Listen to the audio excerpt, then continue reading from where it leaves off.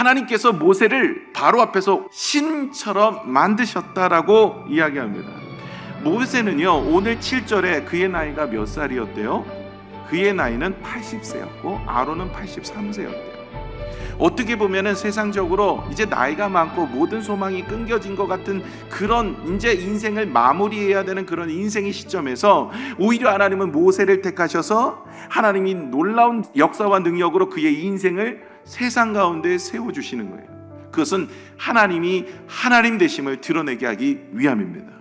우리가 정말 연약하여지고 또 때로는 부족하고 어떤 일을 감당할 수 없을 그때 낙심하지 마세요. 하나님이 일하실 때인 줄로 믿습니다.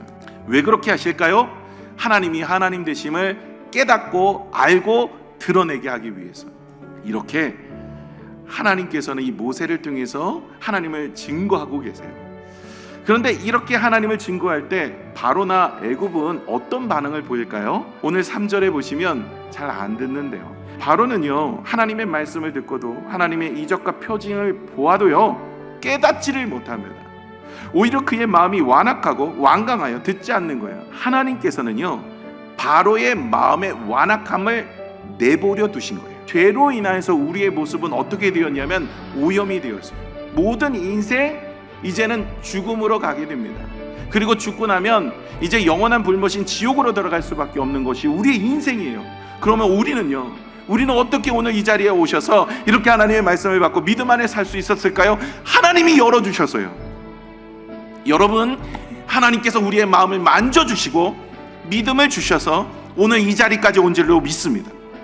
그렇기 때문에 여러분, 믿음은 자랑할 것이 아니에요. 행위에서 난 것이 아니기 때문에 그렇습니다. 하나님의 선물입니다. 하나님께서 하나님을 드러내시는 놀라운 일들이 우리 주변에 일어날 것입니다. 그럴 때 믿음의 눈을 뜨고 믿음의 눈을 열어서 하나님이 하나님 되심을 드러내는 것에 여러분 바라보셔서 믿음의 성장이 일어나기를 소망합니다. 하나님의 모든 관심은요, 이런 표적이나 기적은 하나님의 백성의 믿음을 성장시키기 위한 것이고 구원을 이루게 하시는 줄로 믿습니다. 마지막으로 이 모세는 그리고 아론은 무엇을 따라 행하게 됩니까?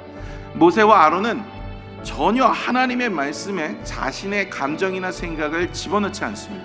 주님의 말씀이니 그대로 순종합니다. 우리의 인생의 잣대는 오직 말씀입니다. 그 말씀을 따라 살아갈 때 하나님 우리의 인생을 통하여서 하나님을 드러내게 하시는 줄로 믿습니다. 하나님께서 우리의 인생을 붙드시고 우리의 기도를 응답하시고 하나님이 하나님 되심을 우리를 통해서 드러내실 것을 믿음으로 바라보고 소망하셔서 승리하는 여러분 되시기를 축복합니다.